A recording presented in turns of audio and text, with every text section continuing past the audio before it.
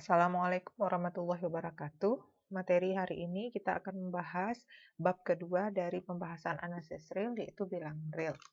Pada bab kedua ini ada beberapa hal yang akan kita bahas.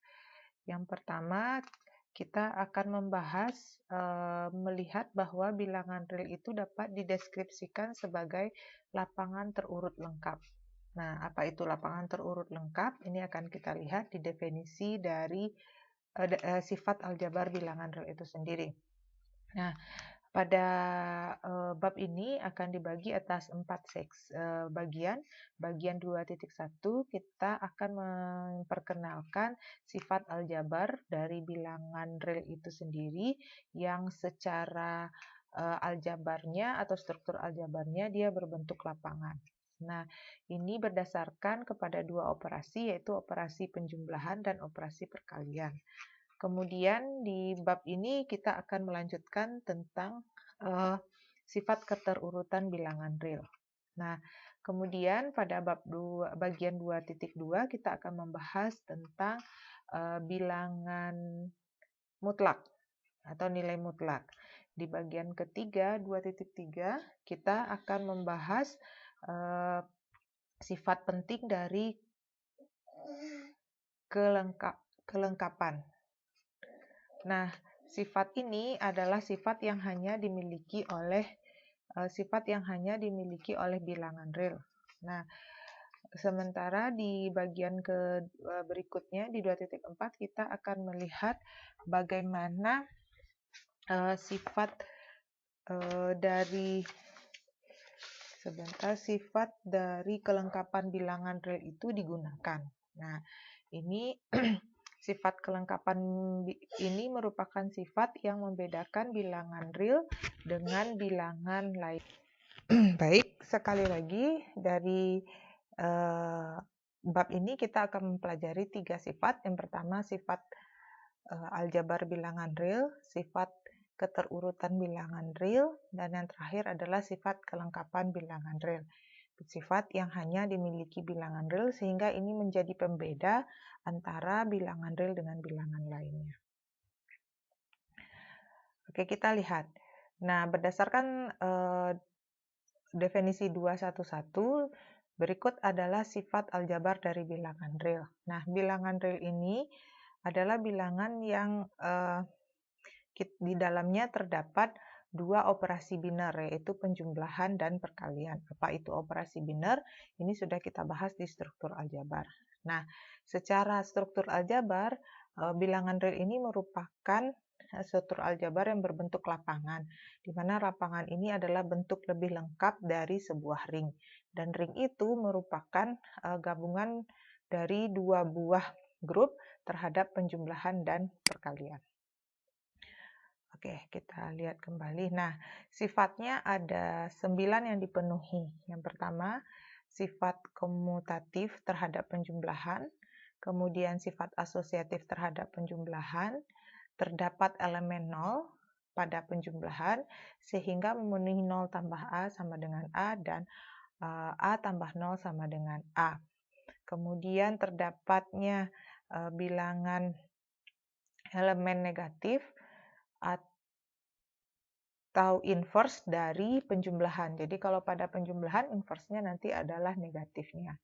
Kemudian yang berikutnya adalah sifat komutatif dari perkalian, asosiatif dari perkalian, terdapat 1 sebagai elemen identitas pada perkalian, sementara pada penjumlahan tadi 0 sebagai elemen identitas.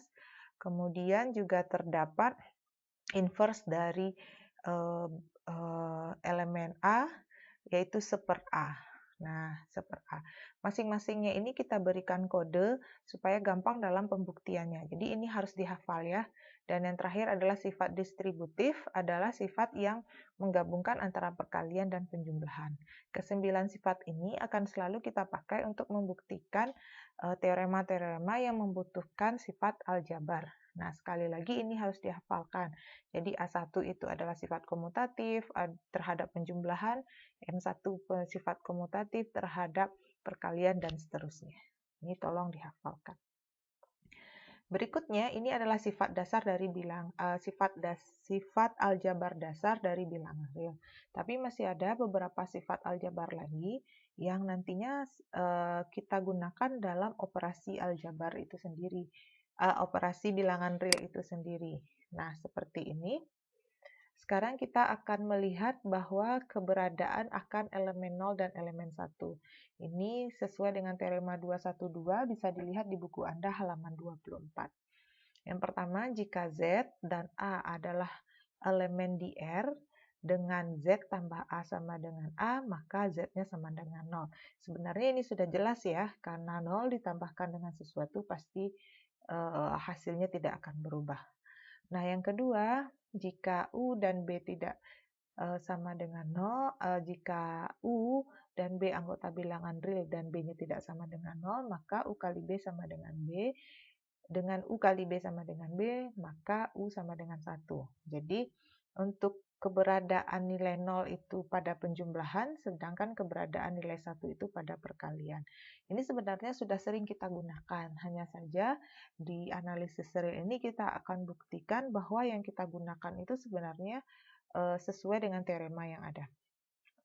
Dan yang berikutnya adalah ini untuk memastikan bahwa seperti yang biasa kita pakai bahwa apapun dikalikan 0 hasilnya adalah 0. Maka sifat aljabar yang kita gunakan itu sebenarnya tidak hanya digunakan begitu saja, tapi ada teorema yang melandasi. Dan teorema ini kita buktikan dengan memanfaatkan sifat sifat aljabar bilangan real di 211 tadi. Baik, kita akan lihat untuk bukti yang bagian pertama. Oke. Nah, pada bagian yang pertama, kita lihat untuk bagian yang A. Nah, di situ kita punya bahwa diketahui Z dan A itu anggota bilangan real, dan Z tambah A sama dengan A. Sementara yang akan dibuktikan itu adalah Z sama dengan 0. Jadi kita akan buktikan Z sama dengan 0 dengan memanfaatkan seluruh sifat aljabar dari bilangan real. Oke, kita lihat bukti. Nah, kita membuktikannya tidak boleh diturunkan ya. Misalnya sisi kiri diturunkan, sisi kanan diturunkan, nanti disamakan. Tidak boleh. Kita harus memilih dari kiri ke kanan atau dari kanan ke kiri. Nah, kita lihat Z. Berdasarkan sifat aljabar yang kita punya, kita lihat sifat yang A3.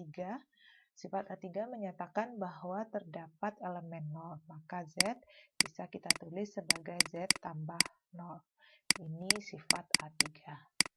Nah, sementara elemen 0 itu merupakan hasil penjumlahan dari sebuah elemen A dengan inversnya atau sifat A4. Maka Z kita tambah dengan A ditambah min A. Nah, ini sifat A4. Nah, selanjutnya kita pergunakan sifat A2 atau sifat asosiatif, sehingga kita punya Z tambah A ditambah min A. Nah, ini sifat A2. Ini akan sama dengan Z tambah A berdasarkan yang kita ketahui tadi, itu sama dengan A. Berarti Z tambah A bisa kita tulis A ditambah dengan min A. Nah, sekali lagi kita pakai sifat A4. Sifat A4 menyatakan bahwa pada penjumlahan jika A ditambahkan dengan inversnya, maka dia akan menghasilkan 0. Jadi, kita temukan Z sama dengan 0. Nah, jadi untuk setiap langkah-langkahnya kita menggunakan sifat aljabar dari bilangan real yang kita punya. Oke, untuk yang sifat B itu kita membuktikannya dengan cara yang sama dengan sifat A, hanya saja pada sifat B kita menggunakan sifat perkalian. Oke, kita coba berikutnya untuk membuktikan sifat yang C. Oke, kita coba membuktikan sifat yang C.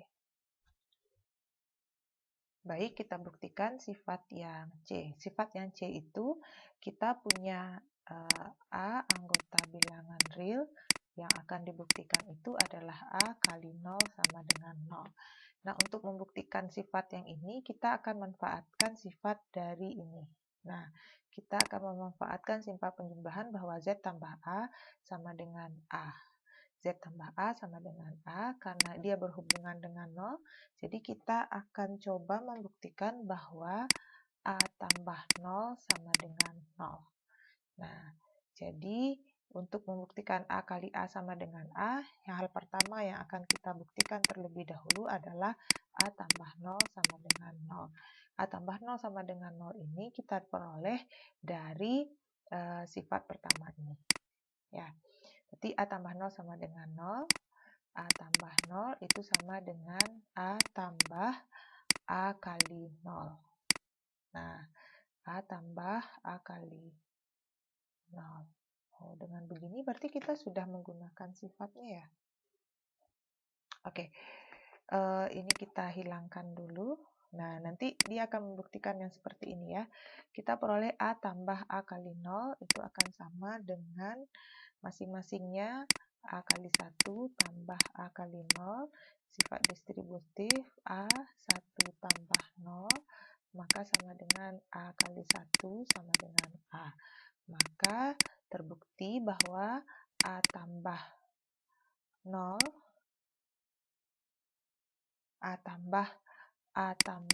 kali 0 itu sama dengan A. A tambah A kali 0 sama dengan A. A tambah A kali 0 sama dengan A. Sehingga kita berdasarkan sifat yang A, ya, sifat yang A menyatakan bahwa Z tambah A sama dengan A, maka si Z-nya sama dengan 0. Sekarang A tambah A kali 0 sama dengan A, maka bisa kita simpulkan A kali 0-nya sama dengan 0. Nah, itu dia. Oke. Kita lanjut. Nah, berikutnya kita akan melihat keberadaan sifat dari perkalian dan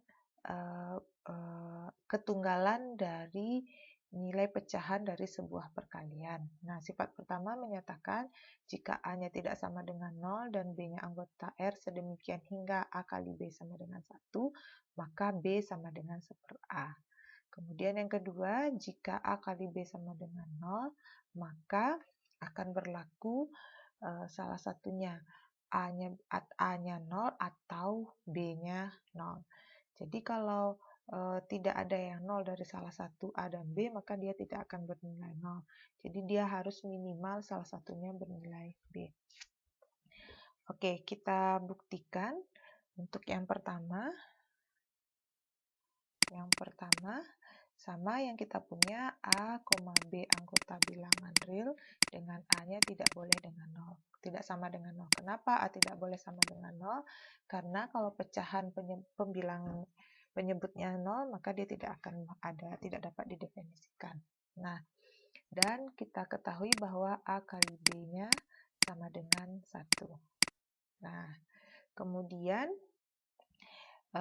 yang akan kita buktikan itu adalah B sama dengan 1 per A. B sama dengan 1 per A. Lagi kita tinggal mengaplikasikan sifat-sifat aljabar yang ada pada 211. B itu bisa kita tulis sebagai 1 kali B. Ini dengan keberadaan identitas berarti M3. Kemudian 1 bisa kita buatkan sebagai 1 per A kali B. Ini M4. Kita pakaikan sifat asosiatifnya sehingga 1 per A kali B. Berarti ini M2. A kali B berdasarkan yang kita ketahui di atas itu sama dengan 1, maka 1 per A kali 1 sama dengan 1 per A. Jadi, dapat kita lihat bahwa B sama dengan 1 per A. Oke, untuk yang B, bagian kedua, silahkan Anda buktikan sendiri. Nah, berdasarkan yang sudah Anda lihat di buku Anda. Oke. Berikutnya, karena pada operasi yang kita lihat itu hanya penjumlahan dan perkalian, padahal kita mengenal pada bilangan real juga terdapat operasi pengurangan, pembagian, dan juga perpangkatan. Nah, pada dasarnya sifat pengurangan yang kita kenal dengan subtraction itu adalah A kurang B sama halnya dengan menjumlahkan dengan bilangan negatif. Nah, makanya ini akan sama saja dengan operasi penjumlahan. Kemudian begitu juga dengan pembagian, itu akan sama saja mengalihkan dengan bilangan pecahannya. Maka sifatnya nanti akan mengikut pada sifat penjumlahan dan perkalian. Kemudian kita juga mengenal sifat eksponen atau perpangkatan, di mana A kuadrat adalah A kali A pangkat 3 adalah A kuadrat kali A. Maka ini akan juga berlaku sifat perkalian di dalamnya. Nah, ini didefinisikan saja kalau A pangkat N tambah 1 artinya A pangkat N kali A. Ini juga kita definisikan kalau A pangkat 0 adalah 1. Kemudian kita juga mendefinisikan kalau A pangkat min N artinya 1/A dipangkatkan dengan N. Ini sudah biasa kita gunakan dalam pengerjaan aljabar sehari-hari pada bilangan real. Oke. Selanjutnya, bilangan real itu pada dasarnya terdapat dua bilangan di dalamnya, yaitu ada bilangan rasional dan irasional. Bilangan rasional adalah bilangan yang berbentuk B per A, di mana A dan B-nya anggota bilangan Z, dan B-nya tidak sama dengan 0. Jadi seluruh bilangan yang bisa kita bentuk sebagai bentuk pecahan. Contohnya 2. 2 itu kita bisa tulis sebagai 4/2, atau 8/4, dan seterusnya. Jadi dia bisa bentuk sebagai pecahan. Kemudian kalau misalnya 0,5, ini juga bisa dibentuk sebagai pecahan, jadinya setengah. 0,3333, ini juga bisa dibentuk jadi pecahan, jadinya sepertiga. Jadi semua bilangan yang bisa kita bentuk sebagai bentuk pecahan, itu kita sebut sebagai bilangan rasional. Nah, kemudian ternyata pada zaman Yunani ketika Pythagoras menemukan aturan Pythagoras, dia menemukan sebuah bilangan yang ternyata tidak terdapat bilangan rasional. Bilangan yang tidak terdapat pada bilangan rasional. Jadi Pythagoras menyatakan jika ada satu buah segitiga siku-siku yang panjang siku-sikunya ini 1, ini juga 1, maka hipotenusa atau garis miringnya akan bernilai akar 2. Dan akar 2 ini tidak termasuk ke dalam bilangan rasional. Dia tidak termasuk ke dalam bilangan rasional. Kenapa? Karena akar 2 itu tidak bisa dituliskan dalam bentuk, jadi dia tidak bisa ditulis dalam bentuk B per A. Nah, maka ditemukanlah sebuah bilangan lain yang nanti kita kenal sebagai bilangan irasional. Gabungan bilangan rasional dan irasional inilah yang nantinya akan membentuk bilangan real. Nah, untuk memperlihatkan keberadaan, menyatakan bahwa akar 2 ini tidak berada pada bilangan rasional, kita akan buktikan dengan memanfaatkan definisi dari bilangan genap, even, dan bilangan ganjil. Kita nanti akan dengan bilangan ganjil. Bilangan genap kita definisikan sebuah bilangan yang bisa kita bentuk sebagai 2n, sedangkan bilangan ganjil adalah bilangan yang kita bentuk sebagai 2n kurang 1, di mana sebuah bilangan asli itu tidak bisa kedua-duanya, dia harus bilangan genap atau bilangan ganjil. Tidak ada bilangan asli yang merupakan bilangan genap sekaligus bilangan ganjil. Oke, kita lihat. Nah, ini dari teoremanya menyatakan bahwa tidak terdapat bilangan rasional R sedemikian hingga R kuadrat sama dengan 2. Atau dengan kata lain ini menyatakan bahwa tidak ada bilangan bilangan rasional R di mana R-nya sama dengan akar 2. Jadi R-nya ini bukan anggota dari Q. Nah, kita akan membuktikan. Untuk membuktikannya, kita menggunakan sifat kontradiksi. kita akan membuktikan sifat kontradiksi. Sifat kontradiksi ini kita akan membuktikannya hal yang berlawanan. Nah, jadi di sini dinyatakan jika R-nya bukan anggota bilangan real, maka kita misalkan R-nya itu anggota bilangan rasional. Pemisalan R ini anggota bilangan rasional karena kita membuktikannya secara kontradiksi dibalik. Nah, jika R-nya anggota bilangan rasional, maka R itu bisa kita tulis sebagai bentuk P per Q atau pecahan, di mana P dan Q-nya ini adalah bilangan bulat atau integer. Nah, R sama dengan P per Q, maka R kuadrat akan sama dengan P per Q kuadrat, ini akan sama dengan 2. Nah, ini dia. Nah, kita akan mengasumsikan bahwa P dan Q adalah bilangan positif dan tidak memiliki faktor persekutuan selain 1. Nah, kenapa dia tidak memiliki faktor persekutuan selain 1? Karena yang kita mau adalah pecahan yang bentuknya paling sederhana. Contohnya, misalkan 4. 4 bisa kita tulis bentuk pecahannya 4 per 1 atau 8 per 2 atau 12 per 3 dan seterusnya. Nah, maka bentuk pecahan yang kita ambil pada pembuktian teorema ini adalah 4 per 1. Karena ini bentuk paling sederhana, sehingga faktor persekutuan hanya angka 1. Jika kita ambil 8 per 2, maka faktor persekutuannya bisa selain 1, yaitu 2, 4, dan seterusnya. Nah, jadi kita mengambilnya adalah bentuk pecahan yang paling sederhana.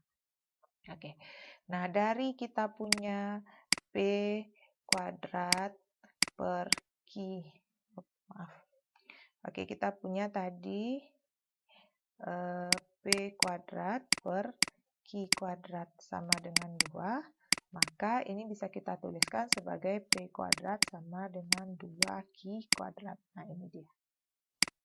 Nah, maka karena P-nya itu adalah we see that, ya, berdasarkan ini, P kuadratnya bentuknya adalah 2 dikali sesuatu. Sementara kita sudah tahu bahwa kalau bentuknya 2 dikali sesuatu, bilangan genap itu adalah bilangan yang kita bentuk sebagai 2 kali N. Berarti P kuadrat bentuknya adalah bilangan genap. Nah, karena P kuadratnya genap, maka P-nya juga akan genap. Kenapa? Karena jika P-nya ganjil, ini menyebabkan P kuadratnya juga ganjil. Nah, jadi kita sudah dapat suatu informasi bahwa P-nya itu adalah genap. Nah, karena P-nya genap, sementara P dan Q itu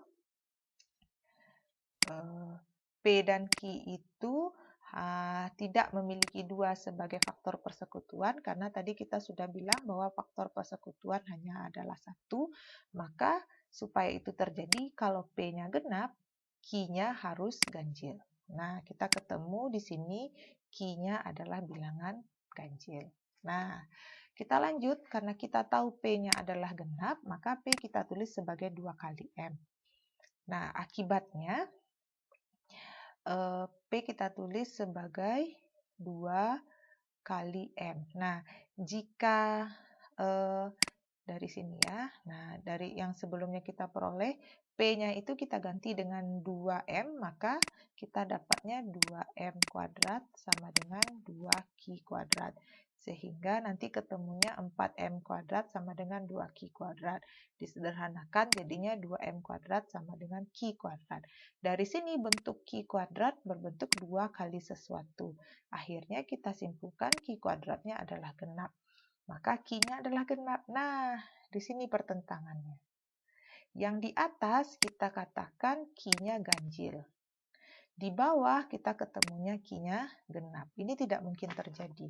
Karena satu bilangan pada bilangan bulat dia harus salah satu genap atau ganjil. Maka kita nyatakan bahwa pemisalan kita menyatakan R itu adalah bilangan rasional, sehingga R itu bentuknya paper key adalah salah. Nah, jadi harus disimpulkan kalau R-nya itu, maka R itu bukan ada di bilangan rasional. Atau dengan kata lain, akar 2 itu bukan anggota bilangan rasional.